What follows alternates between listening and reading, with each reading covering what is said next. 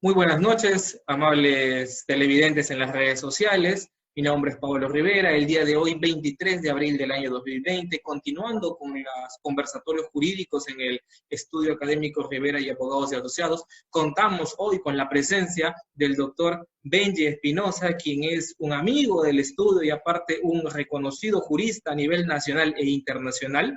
Él pues es abogado por la Universidad San Martín de Porres con especialización en Derecho Penal, Procesal Penal, Constitucional y Derecho Internacional de Derechos Humanos. Además es profesor también en la Universidad San Martín de Porres en el curso de Derecho Procesal Penal y en el Centro de Estudios Continuos de la Pontificia Universidad Católica del Perú.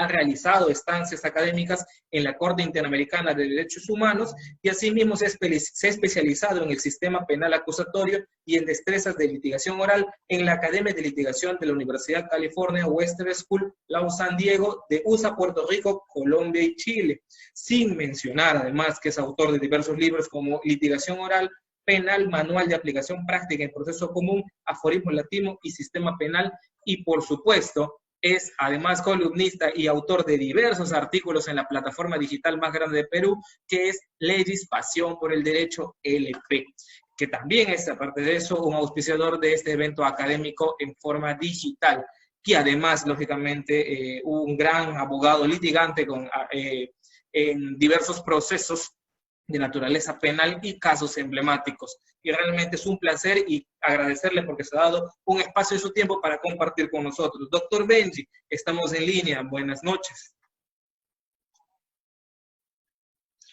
Muy buenas noches, Eli. Muchísimas gracias por la invitación. Gracias por esta iniciativa. La comunidad jurídica te agradece el estudio que diriges por esta importante iniciativa. Muchísimas gracias, doctor, a usted por darse un espacio de su tiempo. Doctor, usted sabe perfectamente que en el transcurso de la pandemia, desde el estado de emergencia del impedimento de salida, muchos estudios jurídicos, su estudio, el estudio de varios colegas, amigos, círculos de estudios y talleres, están haciendo plataformas digitales para poder seguir brindando este conocimiento académico. Sin embargo, doctor, en esta oportunidad lo que vamos a hacer es una entrevista con usted, con el tema que usted domina, que es prisión preventiva, netamente, pero sentándonos en el sentido de la prisión preventiva desde la situación de la época de la pandemia. Para eso tenemos una serie de cuestionamientos que he ido recopilando con respecto a las disertaciones que usted ha tenido en otros eventos que yo lo he estado siguiendo, porque déjeme decirle que yo siempre le sigo en los eventos que va yendo. Existe una situación, la prisión preventiva usted la conoce y creo que todos los que nos están viendo la conocen específicamente. ¿Cuál es la diferencia sustancial entre una prisión preventiva en un tiempo normal, sin pandemia, y una prisión preventiva con tema de pandemias, hablando desde el 16 de marzo en el tiempo de coronavirus? ¿Cuál es la diferencia entre ambas prisiones preventivas? La diferencia central es que por un lado, el peligro procesal en la modalidad o vertiente del peligro de fuga se reduce, se disminuye ostensiblemente. Y ese es un dato innegable, ese es un hecho, me parece, indiscutible, incuestionable. Ojo, no se elimina, como había sostenido el juez en el famoso caso Toledo, que le da la libertad bajo fianza, bajo el argumento de que el COVID-19, la pandemia del coronavirus, hace que las fronteras del mundo se cierren y por tanto el peligro de fuga se diluya, se elimine. Yo creo que se reduce. Creo que si en algunos casos la sospecha del peligro de fuga era una sospecha alta, era una sospecha evidente, era una sospecha grave, vehemente, pasa a ser una sospecha suficiente, pasa a convertirse en una sospecha reveladora o hasta una sospecha simple. Entonces, la respuesta es, en primer lugar, hay un cambio significativo que opera a modo de reducción del peligro de fuga. Las fronteras se han cerrado, vía el Decreto Supremo 44/2020, se estableció un estado de emergencia conforme el 137 de la Constitución, numeral 1, ¿no es cierto? Hay derechos como la libertad de tránsito, residencia, inviolabilidad del domicilio, que es libertad y seguridad personales que están limitados cuyas garantías están suspendidas. Entonces, en estos escenarios, evidentemente, como hay más limitaciones para desplazarnos, grandes limitaciones y a veces, en determinados momentos, prohibiciones absolutas, creo que el riesgo de fuga se reduce, se rebaja de nivel. O sea, su estándar se decrece conforme los términos que tiene dicho ya la jurisprudencia de la Corte Suprema, en la última casación, que es la casación del caso Costa Verde, Callao Odebrecht, donde dijo que el estándar para adoptar y mantener una prisión preventiva es el de sospecha fuerte o grave. Si no hay sospecha fuerte o grave de peligro de fuga, la medida debe desaparecer o ser reformada. Eso por un lado. En segundo lugar, diría que ciertamente hay limitaciones para la práctica de actos de investigación. No imposibilidad, no como se ha dicho, en el caso Keiko, se dice, no puedo ir a la audiencia porque no he podido recoger la carpeta fiscal porque hay riesgo de contagio. ¿Cómo es eso? Es un argumento absolutamente inoficioso, salido de contexto. falso, inexacto. Salido de contexto. Exacto, entonces creo que hay limitaciones a la investigación, como por ejemplo, poder obtener información de cooperación judicial internacional en casos de lavado de activos, en caso de tráfico de drogas de organización transnacional. Pueden haber limitaciones ciertamente por lo que implica esta interactuación entre países. Ahí, por ejemplo, puede haber una limitación. Pero no podría haber o no debería haber una limitación, por ejemplo, en el recojo de información. Por ejemplo, declaraciones, prueba personal, se pueden tomar con videoconferencia, se pueden tomar con aplicativos como lo que estamos utilizando, con otros que se están haciendo, o sea, audiencias se pueden seguir llevando, o sea, pero ahí sí hay una parte de limitación a los actos de investigación, pero, insisto, no imposibilidad. Entonces yo creo que esas dos variables son las que cambian, las que afectan los tiempos que padecemos, tiempos dramáticos, tiempos oscuros y difíciles, y creo que esa sería la respuesta que tendría que dar, ¿no? Me parece perfecto, doctor. Ahora, ya que usted tocaba específicamente, como usted sustenta, a diferencia del caso de Toledo, el peligro de fuga para usted no se elimina, simplemente se reduce, ¿no es cierto? En un extremo necesario. Y obviamente, las restricciones que se establece una reducción natural, cierre de fronteras, aislamiento social, un toque de queda a partir de las 6 de la tarde en algunas regiones, 4 en otras. Por ejemplo, le comento que en Loreto nosotros tenemos inamovilidad desde las 4 de la tarde. Y aparte hay una serie de restricciones a los derechos civiles. Pero acá viene una situación puntual. Los magistrados, los jueces, quienes emiten las prisiones preventivas, no tienen ese contexto real, porque si nosotros nos vamos a la realidad de los establecimientos penitenciarios, es más, como usted sabe, las cárceles han establecido de que no van a recibir nuevas prisiones preventivas para evitar el contagio. Y entiendo que estos presos a los quienes están imponiendo la prisión preventiva van a esperar en la carceleta, ¿no es cierto? Pero sin embargo se entendería que debería haber un mejor tamiz para la imposición de las prisiones preventivas. Sin embargo, se siguen imponiendo de forma indiscriminada sin tenerse cuenta este peligro o esta disminución del peligro de fuga. Mi pregunta sería, doctor, frente a esa situación, si existe o si se ha acreditado que el peligro de fuga a razón de las restricciones del Estado ha disminuido de forma latente, ¿cuál es la situación o qué es lo que les queda a aquellas personas o a aquellos abogados que invoquen la reducción del peligro de fuga y el magistrado simplemente no se pronuncie en la resolución porque cree que está en un estado normal, es decir, no considera la pandemia como tal? Ojo, solo estamos hablando de la prisión preventiva, no tocamos cesación, no tocamos prolongación, que son otros institutos de naturaleza diferente, ¿no es cierto? ¿Por qué? ¿Cuál es el criterio del Poder Judicial? Más aún, el Poder Judicial ha determinado ahora que los plazos no se suspenden, que las audiencias de prisión preventiva se llevan. Y creo que usted también tiene conocimiento, doctor, que el día 21 de abril ha salido la resolución de la Fiscalía de la Nación, la 610-2020, que autoriza a los fiscales para realizar a través de medios tecnológicos el desarrollo de diligencias. Es decir, le está dando la posibilidad al fiscal para que continúe, ¿no es cierto? Entonces, ¿por qué el magistrado no llega a entender lo que usted está analizando y lo que muchos juristas ya lo están conversando? Nos vamos a su maestro, el doctor César Nagasaki también, quien sostiene esta misma posición, pero sin embargo no hay un criterio uniforme en el Poder Judicial ahora. Usted ve en la Corte de Huaura una decisión, en la Corte de Arequipa otra decisión. ¿Por qué? No hay predictibilidad en la justicia. Exacto.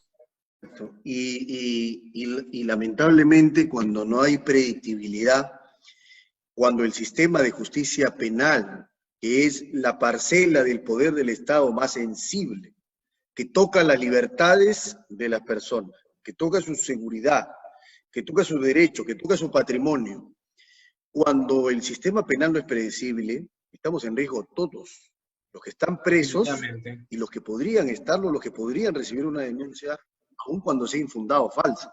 Entonces, este es un asunto absolutamente grave.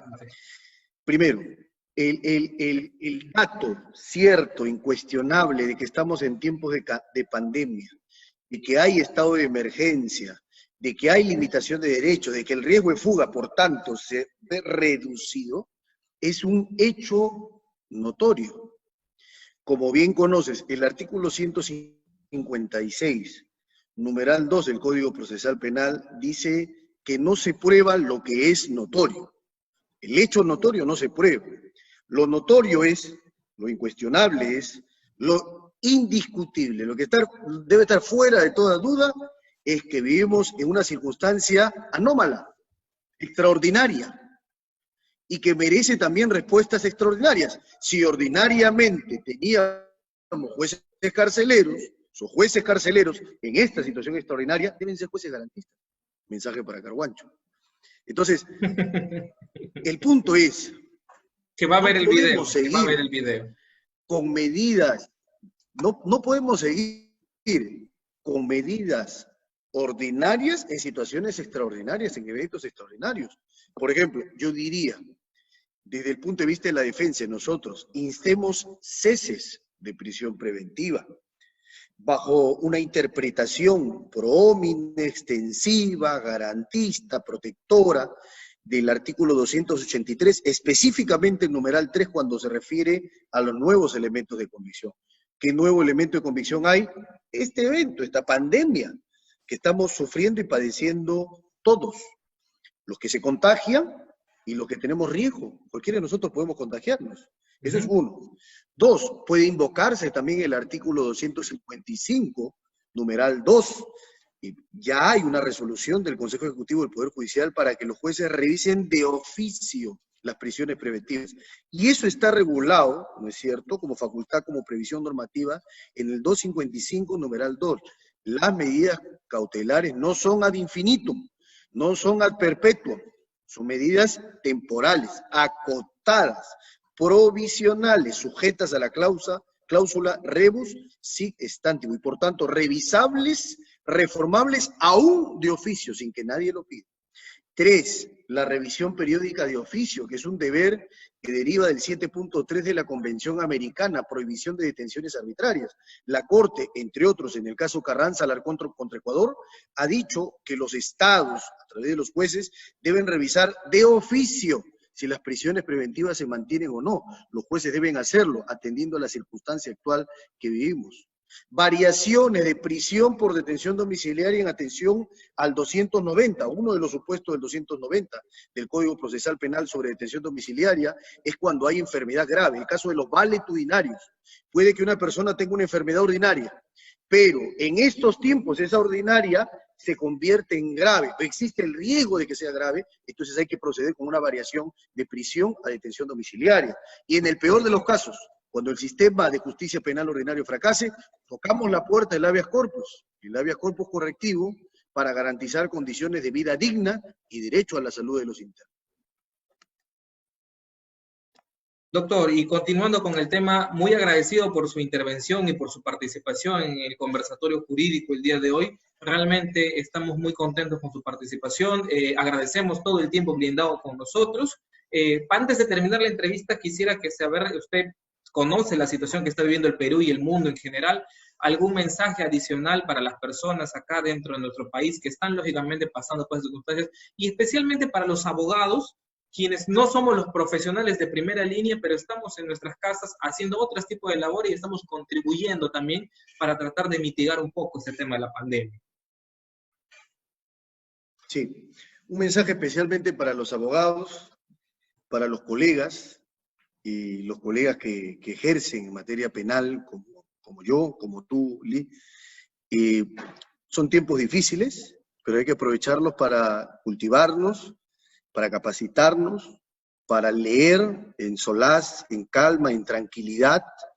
Hay que buscar una calma y tranquilidad dentro de este escenario difícil, complicado y aciago que nos toca enfrentar. Y dos, diría un mensaje también para los estudiantes, ¿no? Aprovechen clases, conversatorios, entrevistas como estas, difúndanlas, conózcanlas, comenten, cuestionen, participen, porque ya lo decía el maestro Eduardo Cotió, ¿no es cierto? El abogado que deja de aprender, que deja de leer un día, es un día menos abogado. Entonces, eso es importante porque el derecho se aprende leyendo y se ejerce pensando, acotaba él además. Entonces, es importante que no cese la actividad académica, que sigamos discutiendo estos temas de coyuntura necesarios, repetir hasta el cansancio que la prisión es la excepción y el último recurso, y la libertad valiosísima es la regla en el proceso. Sobre todo en estos tiempos, sobre todo en estos tiempos. Siempre, pero sobre todo en estos tiempos. Muchísimas gracias, Lee, gracias a tu estudio por esta valiosa iniciativa, gracias a LP y a todos los que están participando en el auspicio y patrocinio de estos eventos jurídicos. Muchísimas gracias. Gracias a usted, doctor, por darse un tiempo y conversar. Sabemos que su agenda es recontra apretada. Veo en tu página que estás constantemente invitado, aunque estás desde tu casa, pero yendo a todas las sesiones virtuales, no solamente diplomados, conferencias, colegios de abogados, y estás full. Agradecerte porque tú ya conoces Iquitos, tú ya has estado en Iquitos varias veces, en varias oportunidades, y entonces has conocido el estudio, has estado con nosotros, y esperamos que este tiempo pase y volver nuevamente a retomarnos nuevamente para que nos visites y también visitarnos nosotros. Muy agradecido realmente. Eres parte también de la familia, no solamente de LP, sino del Estudio Rivera, y tenemos un gran cariño hacia ti para continuar avanzando siempre en este tema. Con los mejores deseos, doctor, quédate en casa, disfruta el tema de la cuarentena y seguimos avanzando. Muchas gracias, doctor. Que pases buenas noches. Y gracias a ustedes también por vernos desde las conexiones en internet. Fue el doctor Benji Espinosa el día de hoy quien amablemente nos ha acompañado. Y nos vemos mañana en la nueva entrevista que está programada según el cronograma. Hasta luego, doctor. Permiso. Chao, Lee. Muchas gracias.